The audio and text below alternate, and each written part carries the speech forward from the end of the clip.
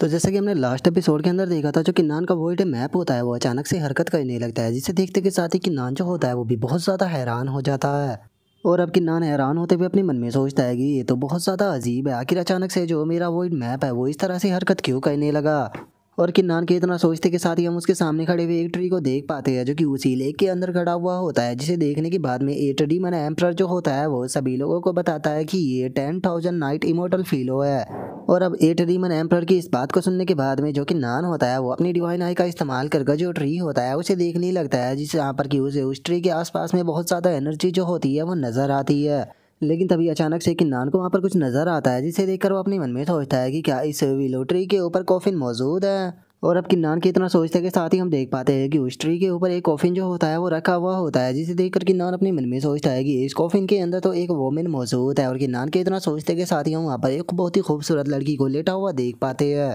जिसे देखने के बाद में किन्नान अपने मन में सोचता है कि क्या ये लड़की जो है वही लेजेंडरी सुप्रीम ब्लेड है, जिसकी की टेक्निक जो थी वो पीछे मैंने देखी थी। और किन्नान के इतना सोचते के साथ ही एकदम से उसकी रिवर्स टैबू बॉडी जो होती है वो एक्टिवेट होने लगती है, जिसे देखकर किन्नान अपने मन में सोचता है कि मेरी रिवर्स टैबू बॉडी अपने आप ही एक्टिवेट होना शुरू हो गई, इसका मतलब क्या हो सकता है। तो क्या ये इस सुप्रीम से रिलेटेड हो सकती है, क्योंकि ये मुझे एंशिएंट टैबू के अंदर से मिली थी, तो कहीं ऐसा तो नहीं कि जो ये एंशिएंट है ये यहाँ पर मारी नहीं गई थी, बल्कि जो एंशिएंट टैबू के कारण ये इस जगह पर आ गई थी। और किन्नान के इतना सोचते के साथ ही जो एट डीमन एम्परर होता है वो सभी लोगों को बताता है कि इस 10,000 नाइट इमोर्टल व्हीलो के ऊपर जो कॉफिन रखा हुआ है वो ब्लेड सुप्रीम का कॉफिन है।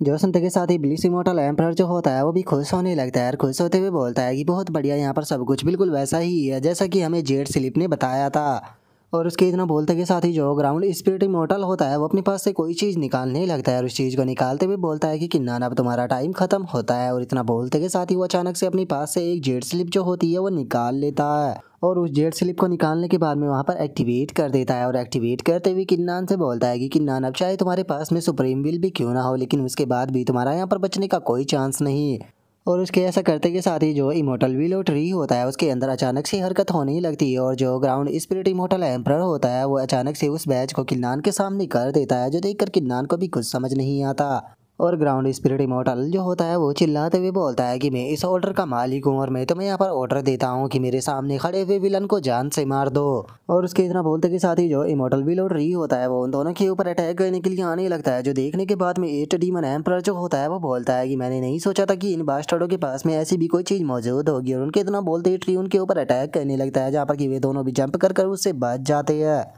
और बचते हुए अब किन्नान जो होता है वो गुस्से में अपने मन में सोचता है कि डैमिट, मैंने ये कभी भी नहीं सोचा था कि जो दोनों इमोर्टल एम्परर हो गए वो यहाँ पर जो 10,000 इमोर्टल विलो ट्री है उसे यहाँ पर कंट्रोल कर पाएंगे। अब मुझे क्या करना चाहिए,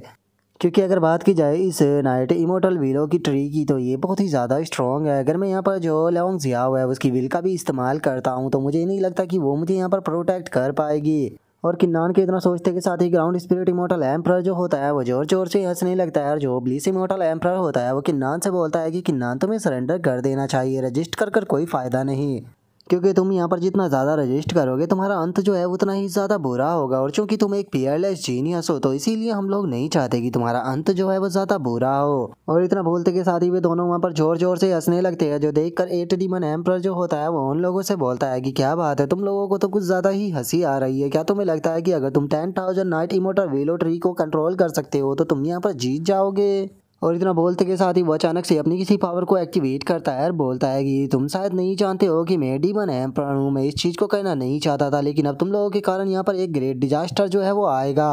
और इतना बोलते के साथ ही एट डीमन एम्परर जो होता है वो उन लोगों के सामने से गायब हो जाता है और उन लोगों के सामने से गायब होकर सीधे जो नाइट विलो ट्री होता है उसके पास में आ जाता है। और वहाँ पर आते के साथ ही वो अपने 3 स्वॉर्ड अटैक जो होते हैं उन्हें बना लेता है और अब अपने तीनों स्वॉर्ड अटैक जो होते हैं उन्हें सीधे उस कॉफिन की तरफ शूट करते हुए बोलता है कि जाओ जाकर मेरे लिए उसे डिस्ट्रॉय करो। और उसके इतना बोलते के साथ ही उसके तीनों अटैक जो होते हैं वो सीधे जाकर कॉफिन पे टकराते हैं, जो देखने के बाद में दोनों के दोनों इमोर्टल एम्परर जो होते हैं वो भी थोड़े से हैरान हो जाते हैं और उन्हें वहाँ पर कुछ भी समझ में नहीं आता कि ये क्या कहना चाह रहा है। लेकिन तभी ब्लिस इमोर्टल एम्परर जो होता है वो अचानक से बहुत ज़्यादा घबरा जाता है और अब जो विलो ट्री होता है उसके अंदर से अचानक से काफ़ी ज़्यादा एनर्जी निकलने लगती है, जिसे देखकर ब्लिस इमोर्टल एम्परर उससे बोलता है कि क्या हुआ, क्या तुम इसे कंट्रोल नहीं कर पा रहे। जो सुनने के बाद में अर्थ ग्राउंड इमोर्टल एम्परर जो होता है वो उससे बोलता है कि समझ में नहीं आ रहा कि आखिर ये क्या हो रहा है। मेरे पास में रेड जितार इमोर्टल एम्परर का टोकन है और मुझे उसने बताया था कि इस टोकन की मदद से जो विलो ट्री है उसे आसानी से कंट्रोल किया जा सकता है, लेकिन आखिर ये इसे कंट्रोल क्यों नहीं कर पा रहा। जोसंत के साथ ही जो 8 डीमन एम्परर होता है वो उन लोगों से बोलता है कि वो देखकर ऐसा लगता है कि तुम लोग जो है वो इसके बारे में कुछ भी नहीं जानते हो। ये चीज़ हकीकत है कि कुछ टोकन की मदद से जो विलो ट्री है उसे कंट्रोल किया जा सकता है, लेकिन अगर गलती से भी कोई उस कॉफिन के ऊपर अटैक को कर देता है तो उसके बाद में वहाँ पर मौजूद सभी लोगों को जो विलो ट्री होता है वो अपना एनिमी मान लेता है और उनमें से किसी को भी जिंदा नहीं छोड़ता। जोसंत के साथ ही ब्लिस इमोर्टल एम्परर होता है वो गुस्से में बोलता है कि डैम इट, मैंने नहीं सोचा था कि वो बास्टर्ड वोमेन जो है वो मरने के बाद भी इस तरह की ट्रिक को छोड़कर जाएगी। अगर उसने हमें ये चीज़ बताई होती तो हम इस मुसीबत में ना फंसते। और उसके इतना बोलते के साथ ही जो कि नान होता है वो उसके पास में आ जाता है और उसके पास में आते हुए बोलता है कि मानना पड़ेगा 8 डीमन एम्परर, तुम इतने भी यूजलेस नहीं हो। जो सुनने के बाद में 8 डीमन एम्परर गुस्से में बोलता है कि आगे तुम्हारे कहने का क्या मतलब है, क्या तुम कहना चाहते हो कि अभी तक मैं तुम्हारे ऊपर बोझ था। और उसके इतना बोलते के साथ ही अचानक से हम देखते हैं कि जो कॉफिन होता है वो ओपन होना शुरू हो जाता है, जिसे देखकर किन्नान भी हैरान होते हुए अपने मन में सोचता है कि ये क्या हो रहा है, कहीं ऐसा तो नहीं कि जो ये सुप्रीम बीइंग है ये अभी तक नहीं मरी है बल्कि ये जिंदा है। और किन्नान ये सोच ही रहा होता है तभी हम देखते हैं कि जो वो सुप्रीम होती है वो अचानक से अपनी आंखों को खोल लेती है और अपनी आंखों को खोलने के बाद में जो वो कॉफिन होता है उसके अंदर से बाहर आने लगती है। और बाहर आते हुए वो लड़की जो होती है वो मुस्कुराते हुए सभी लोगों से बोलती है कि अभी मुझे उठने में कम से कम 2000 साल जो थे वो लगने वाले थे, इसीलिए मैं तुम्हारा शुक्रिया अदा करना चाहती हूँ कि तुम लोगों ने बाहर आने के लिए मेरा काफ़ी सारा टाइम जो है वो बचा दिया। और अब इस चीज़ को देखते के साथ ही 8 डीमन एम्परर जो होता है वो बहुत ज़्यादा घबरा जाता है और घबराते हुए बोलता है कि अपने यहाँ पर बहुत ही बड़ी गलती कर दी, मैंने ये कभी भी नहीं सोचा था कि मैं गलती से जो सुप्रीम ब्लेड है उसे उठा दूंगा। और उसके इतना सोचते के साथ ही जो वो सुप्रीम ब्लेड होती है वो उन लोगों की तरफ देखते हुए उन लोगों से बोलती है कि लेकिन तुमने यहाँ पर मेरी जो नींद है उसे ख़राब किया है, तो इसीलिए इस चीज़ के लिए तो तुम्हें माफ़ बिल्कुल भी नहीं किया जाएगा, तुम्हें इस चीज़ की सज़ा तो ज़रूर मिलेगी। और अब सुप्रीम ब्लेड के इतना बोलते के साथ ही हम देखते हैं कि अचानक से ब्लेड के अंदर से काफ़ी सारी एनर्जी जो होती है वो निकल कर सीधे किन्नान और बाकी लोग जो होते हैं उनकी तरफ आने लगती है। जो देखते के साथ ही जो किन्नान होता है वो 8 डीमन एम्परर को पकड़ते हुए बोलता है कि जल्दी से भागो यहाँ से, हमें निकलना होगा। और इतना बोलते के साथ ही किन्नान जो होता है वो सीधे पानी के अंदर छलांग लगा देता है, जिसका वो उस ट्री के कब्जे में नहीं आता। तभी जो ब्लिस इमोर्टल एम्परर होता है वो भी अटैक करते हुए बोलता है कि हम लोगों को जल्द से जल्द यहाँ से निकलना होगा। जो सुनकर ग्राउंड स्पिरिट इमोर्टल बोलता है कि हाँ तुमने सही कहा, हम लोगों को साथ में मिलकर अटैक करना होगा ताकि हमें भागने का चांस मिल सके। और उसके इतना बोलते के साथ ही हमारा व्यू लेक के अंदर आ जाता है, जहाँ पर कि हम देखते हैं कि लेक के अंदर एक एंशिएंट हाउस जो होता है वो मौजूद होता है, जिसे देखने के बाद में किन्नान भी अपने मन में सोचता है कि मैंने नहीं सोचा था कि यहाँ पर एक लेक के अंदर इस तरह का हाउस मौजूद होगा, लगता है कि यहीं से ही मुझे वो अट्रैक्शन महसूस हो रही थी। और इतना सोच कर अब जो किन्नान होता है वो उस पैलेस के पास में आ जाता है और उस पैलेस के पास में आने के बाद में 8 डीमन एम्परर जो होता है वो बोलता है कि चलो फाइनली हम बच गए, मुझे नहीं लगा था कि हम निकल कर भाग पाएंगे। और उसके इतना बोलते के साथ ही किन्नान उस पैलेस को ओपन कर कर अंदर आ जाता है, जहाँ पर कि 8 डीमन एम्परर जो होता है वह हैरान होते हुए बोलता है कि यहाँ पर तो टियानजिंग ड्रैगन स्पिरिट फ्लावर मौजूद है, कुनवू स्लीपिंग ग्रास भी मौजूद है, मैनजिंग ग्रास भी मौजूद है, सच में यहाँ पर कितने ज़्यादा हर्ब है। जो सुनकर किन्नान जो होता है वो 8 डीमन एम्परर को टोकन देते हुए उससे बोलता है कि मैं चाहता हूँ कि तुम मेरे लिए एक छोटा सा काम करो, क्या तुम यहाँ पर मेरे लिए जो ये हर्ब की लिस्ट है इन्हें ढूंढ सकते हो कि क्या इनमें से कोई हर्ब यहाँ पर मौजूद है। जो सुनते के साथ ही 8 डीमन एम्परर जो होता है वो क्यूट सा फेस बनाते हुए बोलता है कि अगर तुम यहाँ पर मुझसे रिक्वेस्ट करते तो वो ठीक था, लेकिन तुम्हारी बात सुनकर ऐसा लग रहा है जैसे कि तुम ऑर्डर दे रहे हो। लेकिन किन्नान जो होता है वो उसकी बात के ऊपर ध्यान ना देते हुए आगे की तरफ बढ़ने लगता है। आगे की तरफ बढ़ते हुए अपने मन में सोचता है कि जो चीज़ मुझे फैमिलियर महसूस हो रही थी उसकी फीलिंग जो है वो अंदर की तरफ से आ रही थी। और इतना सोचते ही किन्नान जो होता है वो एक पैलेस में आ जाता है, जहाँ पर कि एक बेड और एक फायर जल रही होती है। और अब जो किन्नान होता है वो उस फ्लेम को देखते हुए अपने मन में सोचता है कि क्या ये फ्लेम जो है उसे अनमास्टर क्यांग टू कहा जाता है।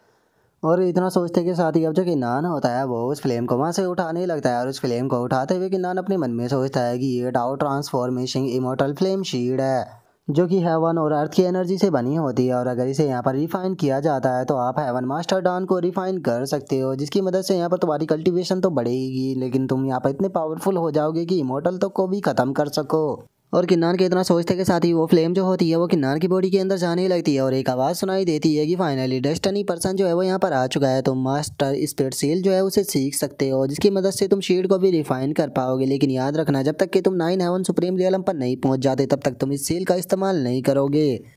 क्योंकि अगर इसके बारे में गलती से भी जो इमोर्टल स्पिरिट क्लैन है उसे पता लग गया तो तुम्हारे लिए यहाँ पर एंडलेस डिजास्टर जो है वो आ सकता है, जिसका कि सामना तुम अभी नहीं कर पाओगे। और अभी जो सुनकर कि नान अपने मन में सोचता है कि डाओ ट्रांसफॉर्मेशन इमोर्टल फ्लेम जो है वो यहाँ पर जो मेरा डाओ मैप है उसे अपनी तरफ काफ़ी अट्रैक्ट कर रही थी। डाओ फ्लेम जो था वो मुझे गॉड ऑफ वार से मिला था। तो क्या इसका मतलब ये हो सकता है कि जिस स्ट्रॉन्ग मैन ने यहाँ पर ये फ्लेम छोड़ी थी, क्या उसका भी मेरी पिछली लाइफ के अंदर कोई मेरे साथ में कनेक्शन था, या फिर वो गॉड ऑफ वार के काफ़ी ज़्यादा क्लोज था। और किन्नान के इतना सोचते के साथ ही अचानक से हम एट डीमन एम्पर को देखते हैं, जो कि कोई उसे फेंक कर अंदर की तरफ मारता है। और एट डीमन एम्पर जो होता है वो घबराते हुए किन्नान से बोलता है कि किन्नान किन्नान प्लीज़ मुझे बचा लो। और अब उसके इतना बोलते के साथ ही हम देखते हैं कि वहाँ पर जो ब्लेड सुप्रीम होती है वो आ जाती है, जहाँ पर कि उसके साथ में दोनों जो इमोर्टल होते हैं वो भी मौजूद होते हैं। लेकिन उन दोनों के जैसे ही हम फेस को देखते हैं तो हमें पता लगता है कि जो ब्लेड सुप्रीम है उसने उन दोनों के ऊपर पूरी तरह से कंट्रोल कर लिया है। और अब इस चीज़ को देखने के बाद में एट डीमन एम्पर जो होता है वो घबराते हुए अपने मन में सोचता है कि यकीन नहीं होता कि जो ये दोनों इमोर्टल एम्पर थे जो कि इतने पावरफुल थे, इन्हें केवल यहाँ पर लुटा ही नहीं गया बल्कि ये तो पूरी तरह से इसके गुलाम भी बन चुके हैं। मैं इनकी तरह नहीं बनना चाहता।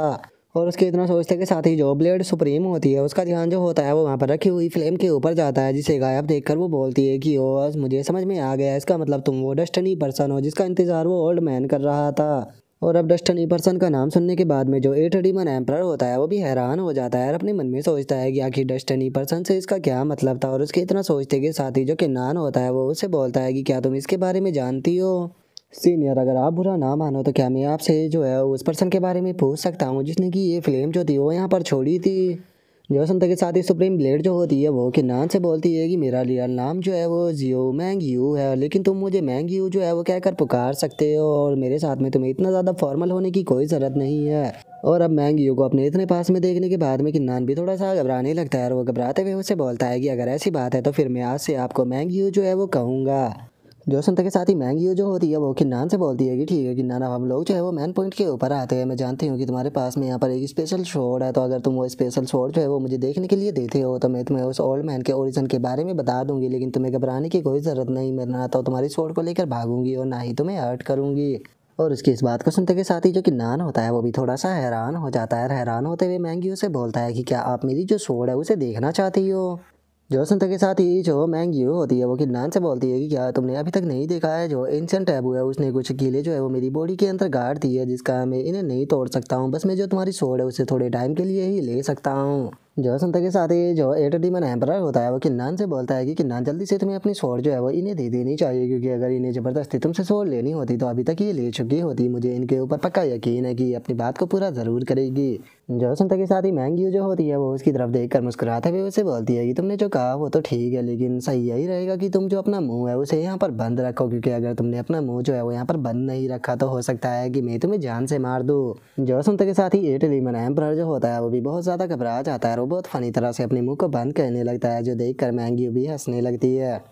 जिसके बाद में मैंगी जो होती है वो किन्नान से बोलती है कि अगर तुम्हें मेरी बात के ऊपर यकीन नहीं है तो मैं हेमन डीमन ओथ जो है वो भी यहाँ पर लेने के लिए तैयार हूँ, बताओ तुम इस बारे में क्या कहते हो। जो सुनते के साथ ही किन्नान जो होता है वो उसे बोलता है कि नहीं, हेमनली डीमन ओथ लेने की कोई ज़रूरत नहीं है। मैं जानता हूँ कि आप एक 9 हेवन सुप्रीम हो, तो इसीलिए आपके जो शब्द है वो एक पत्थर की लकीर है, तो इसीलिए मैं आपकी बात के ऊपर यकीन करता हूँ। और इतना बोलते के साथ ही जो किन्नान होता है वो अपने पास से जो उसकी स्वॉर्ड होती है उसे निकाल लेता है और स्वॉर्ड को निकालने के बाद में जो मैंग्यू होती है उसे दे देता है, जो देखने के बाद में मैंग्यू बोलती है कि सच में ये तो एक पीयरलेस इमोर्टल स्वॉर्ड है। और इतना बोलकर अब मैंग्यू जो होती है वो स्वॉर्ड को लेकर चेक करने लगती है और चेक करते हुए किन्नान से बोलती है कि मैं नहीं जानती हूँ कि तुम्हें ये स्वॉर्ड कहाँ से मिली है, लेकिन सच बताऊँ तो अब मैं तुमसे थोड़ा जलस फील कर रही हूँ। और इतना बोलकर मैंगी जो होती है वो किन्नान को बताती है कि अगर बात की जाए उस ओल्ड मैन की तो वो 10 ग्रेट इमोर्टलों में से एक है, लेकिन वो एग्जैक्टली कौन है उसने मुझे ये चीज़ तुम्हें बताने से मना की है। और इतना बोलकर मैंगी जो होती है वो वहाँ से जाने लगती है और वहाँ से जाते हुए उसे बोलती है कि जब तुम डाओ ट्रांसफॉर्मेशन इमोर्टल फ्लेम को रिफाइन करो तो उस टाइम पर यहाँ पर रखा हुआ इमोर्टल फॉर्चून लेवल का जो हेमनली ग्रेट ट्रेजर है उसे भी रिफाइन करना। मुझे लगता है कि उससे तुम अपनी डाओ फाउंडेशन को रिकवर कर पाओगे।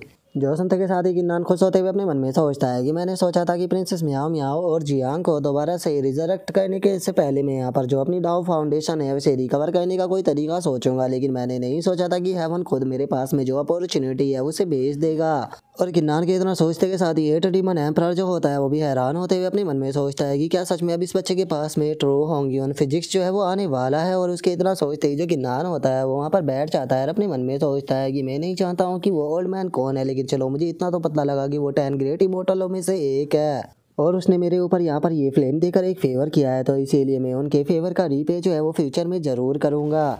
और किन्नान के इतना सोचते के साथ ही 8 डीमन एम्परर जो होता है वो भी वहाँ से बाहर जाने लगता है। अपने मन में सोचता है कि उस लड़की ने यहाँ पर सारे के सारे इमोर्टल ट्रेजर जो थे वो किन्नान को दे दिया है कोर्टयार्ड के अंदर जितने भी थे, तो इसीलिए मेरे सामने बस अब ये जेड एम्परर लेक ही बचा है, तो मैं इसी में चलकर थोड़ी सी एनर्जी को एब्जॉर्ब करता हूँ। जिसके बाद में मैं यहाँ पर आसपास में भी देखूंगा, शायद मुझे कोई अच्छा ट्रेजर जो है वो मिल जाए, नहीं तो यहाँ पर आने का मुझे कोई भी बेनिफिट जो है वो नहीं होने वाला। बस जो किन्नान है उसे ही यहाँ पर सारा बेनिफिट मिल जाएगा।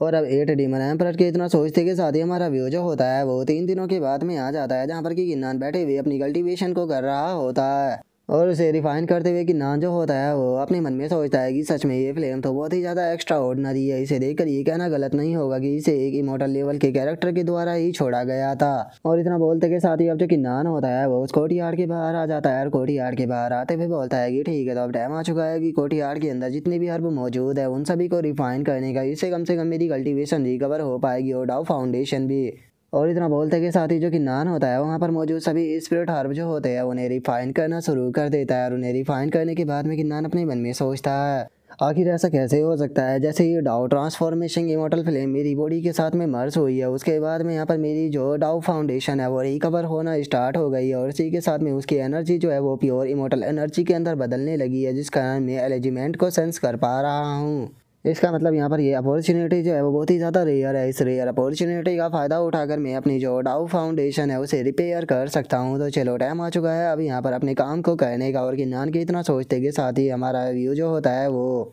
मैंग्यू होती है वो चिल्लाते हुए अपने सामने खड़े हुए ओल्ड मैन से बोलती है कि ओल्ड मैन क्या तुम्हारा दिमाग ख़राब हो चुका है। जो किन्नान है मुझे लगता है कि वो अपने जो ब्लेसिम फेट है उस तक पहुंच चुका है, और उसका दोनों लड़कियों के साथ में जो रिलेशन है वो बिल्कुल भी बेकार नहीं है। और जब किन्नान का जो रिलेशनशिप है उन दोनों की लड़कियों के साथ में इतना ज़्यादा बेहतर है, तो मुझे समझ में नहीं आ रहा कि आखिर तुम क्यों चाहते हो कि मैं किन्नान के साथ में शादी करूँ। जो सुनते के साथ ही वो ओल्ड मैन जो होता है वो मैंगियो से बोलता है कि मैंगियो, मैं जानता हूँ कि जो कल्टीवेशन का पाथ होता है वो बहुत ज़्यादा बड़ा होता है और तुम्हारा टैलेंट भी बहुत ज़्यादा अच्छा है। तुम्हारी फ्यूचर की अचीवमेंट जो है वो लिमिटलेस होने वाली है, तो इसीलिए मैं चाहता हूँ कि तुम अपने लिए एक सूटेबल पर्सन को ढूंढो जो कि यहाँ पर तुम्हारी अचीवमेंट के साथ में बिल्कुल सूटेबल बैठता हो। जो सुनते के साथ ही मैंगियो जो होती है वो शाप मना करते हुए बोलती है कि लेकिन मुझे किसी भी पति की कोई ज़रूरत नहीं है, मैं बस ऐसे ही जो है वो रहना चाहती हूँ, मैं इस शादी वादी के चक्कर में नहीं पड़ना चाहती। जो सुनते के साथ ही जो ओल्ड मैन होता है वो मैंगियो से बोलता है कि मैंगियो, इस चीज़ को तुम भी जानती हो कि मैं बिल्कुल अपने आखिरी टाइम पर जो है वो पहुंच चुका हूँ, तो क्या तुम चाहती होगी जो तुमने मुझसे प्रॉमिस किया था कि अब तुम उस अपने प्रॉमिस को तोड़ दो।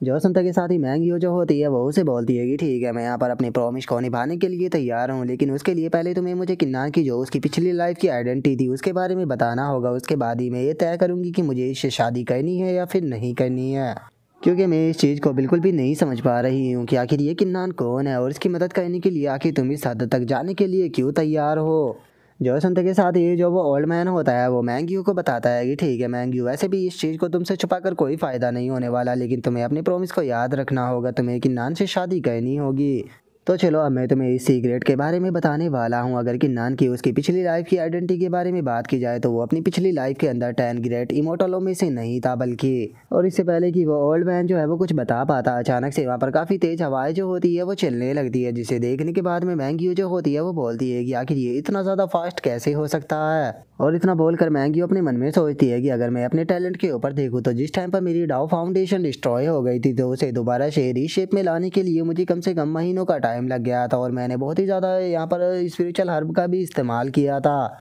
और वो ये सोच रही होती है तभी जो वो ओल्ड मैन होता है वो बोलता है कि जैसा कि इनसे उम्मीद की जा सकती थी, देखो तो ज़रा ये कितनी इनक्रेडिबल है। और इतना बोलकर वो ओल्ड मैन जो होता है वो मैंगियो से बोलता है कि मैंगियो, जो सारी चीज़ें थी मैं तुम्हें बता चुका हूँ, मैंने तुम्हें डाउ के बारे में भी समझा दिया है, तो इसीलिए अब मेरे आखिरी टाइम जो है वो आ चुका है, मैं मरने से पहले आखिरी बार जो है उसे देखना चाहता हूँ। जो सुनकर मैंगियो जो होती है वो उसे बोलती है कि ठीक है, अगर ऐसी बात है तो फिर चलो मैं तुम्हें उसके पास में लेकर चलती हूँ। और अब इतना बोलते के साथ ही हमारा व्यू जो होता है वो एंशिएंट मैंशन जो होता है उसके अंदर आ जाता है, जहाँ पर कि जो किन्नान होता है वो बैठे हुए कल्टीवेट कर रहा होता है और उसके पीछे गॉड ऑफ वार की इमेज होती है।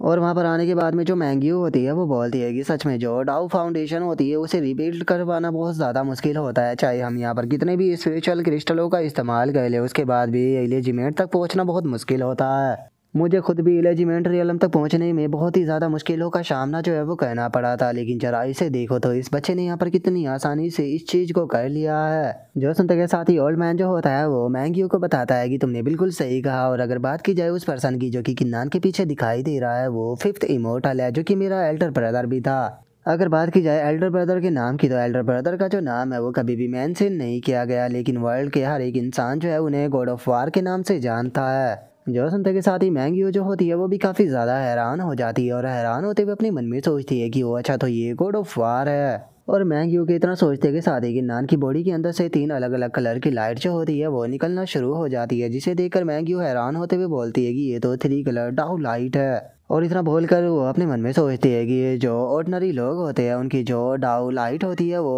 हमेशा ब्लू कलर की होती है, लेकिन एंशिएंट टाइम में जो लेजेंड्स हुआ करते थे उनके पास में 3 कलर की यहाँ पर डाउ लाइट जो है वो हुआ करती थी। और मैंग्यू के इतना सोचते के साथ ही जो ओल्ड मैन होता है वो मैंग्यू को बताता है कि 3 कलर की जो डाउ लाइट है उसे यहाँ पर फाउंडेशन में बिल्ड करना इनके लिए बहुत ही नॉर्मल सी बात है। और अब इस चीज़ को देखकर ओल्ड मैन जो होता है वो अपने मन में सोचता है कि यंग मास्टर प्लीज़ मुझे माफ़ कर देना, मैं यहाँ पर अपने भाई की तरह आपको लॉर्ड बोलकर संबोधित नहीं कर सकता हूँ। सच में आपके जो पिछले एक्शन थे वे ऐसे थे जिन्हें कि बुलाया नहीं जा सकता है। आपके पास में एक बहुत ही ग्रेट टैलेंट था, लेकिन आप ब्यूटी के पीछे कुछ ज़्यादा ही थे, इसीलिए जिस टाइम पर सेकंड ब्रदर ने आपकी पिछली लाइफ की मेमोरियों को आपसे छीन लिया तो मैं उसे नहीं रोक पाया। और गाइस यहाँ पर लेकर मैं इस चीज़ को कंफर्म तो नहीं हूँ, लेकिन हाँ मुझे लगता है कि जो बीस्ट हाइड है वही सेकंड इमोर्टल है, क्योंकि यहाँ पर उसी ने ही किन्नान की जो पिछले लाइफ की मेमोरी थी उसे छीना था। और अगर बात की जाए उस दिन की, तो उस दिन मुझे ना चाहते हुए भी आपकी जो डाउ फाउंडेशन थी उसे डिस्ट्रॉय करना पड़ा, क्योंकि अगर आप 100 साल के अंदर ही इमोर्टलिटी को प्राप्त कर लेते तो इस चीज़ से आपके लिए बहुत ही ज़्यादा खतरा बन सकता था। तो मेरे पास में कोई दूसरी चॉइस नहीं थी, मुझे ये चीज़ करनी पड़ी।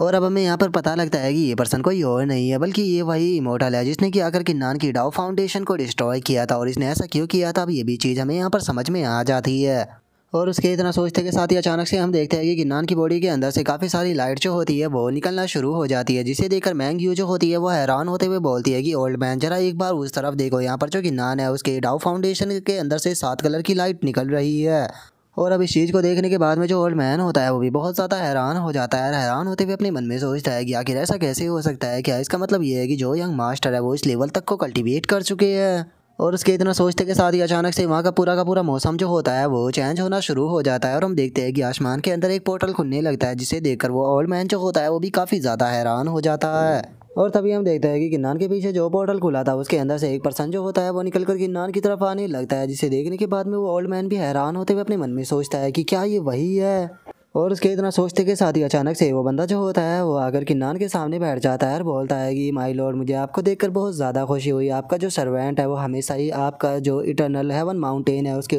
ऊपर लौटने का इंतज़ार कर रहा है।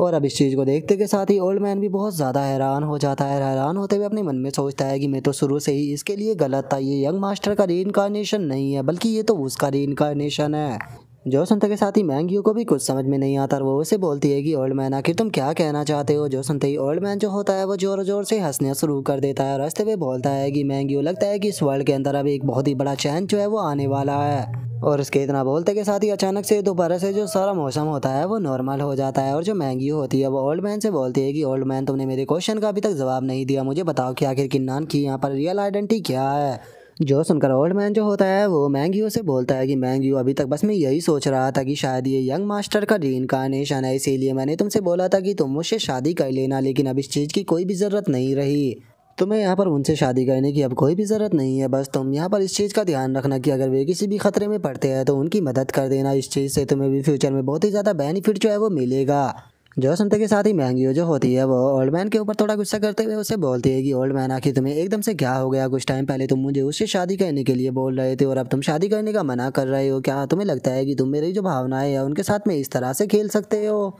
तुम्हें यहाँ पर ऐसा कहने के पीछे का मुझे जो रीज़न है वो देना होगा, नहीं तो मैं इस मैटर को बिल्कुल भी जो है वो नहीं छोड़ने वाली हूँ। जल्दी से मुझे बताओ कि आखिर तुम मेरे साथ में ऐसा क्यों कर रहे हो। जो सुनकर ओल्ड मैन जो होता है वो मैंग्यू से बोलता है कि ठीक है मैंग्यू, अब मैं तुम्हें बिल्कुल सच जो है वो बताने वाला हूँ। अगर तुम जो सुप्रीम रियल है उसके भी बियॉन्ड चली जाती हो तो उसके बाद भी तुम इस लायक नहीं हो कि तुम उनकी बीवी जो है वो बन सको। तुम्हें क्या लगता है कि अभी यहाँ पर जो पर्सन आया था जिसने कि किन्नान के सामने बो डाउन किया, वो पर्सन कौन हो सकता है? अगर मैं तुम्हें उस पर्सन की आइडेंटिटी के बारे में बताऊँ तो वो गॉड ऑफ वार का 5th ब्रदर था। लेकिन यहाँ पर ये चीज़ जो है वो मायने नहीं रखती है। यहाँ पर अगर उसकी दूसरी आइडेंटिटी की बात की जाए तो जो 10 ग्रेट इमोर्टल है वो उनका लीडर है, और जब 10 ग्रेट इमोर्टलों का लीडर किन्नान के सामने नील डाउन कर रहा है तो इससे तुम इसकी आइडेंटिटी के बारे में सोचोगे आखिर इसकी आइडेंटिटी क्या होगी। और गाइस, जैसा कि मैंने आप लोगों को शुरू में ही बताया था कि जो किन्नान की रियल आइडेंटिटी है वो बहुत ही ज़्यादा टेरिफाइंग है, लेकिन अभी भी हमें यहाँ पर उसकी रियल आइडेंटिटी के बारे में क्लियर नहीं होता है। लेकिन आप लोगों को टेंशन लेने की कोई भी ज़रूरत नहीं है, हम लोगों को जल्दी ही जो किन्नान की रियल आइडेंटिटी है उसके बारे में पता लगने वाला है। और अब यहीं पर ही हमारा आज का एपिसोड जो है वो भी कंप्लीट हो जाता है। तो नेक्स्ट एपिसोड के अंदर देखिए कि आगे क्या होता है। अगर आप लोगों को वीडियो अच्छी लगी हो तो लाइक करना, चैनल को सब्सक्राइब करना। मैं मिलता हूँ नेक्स्ट एपिसोड के अंदर, तब तक के लिए बाय बाय गाइस।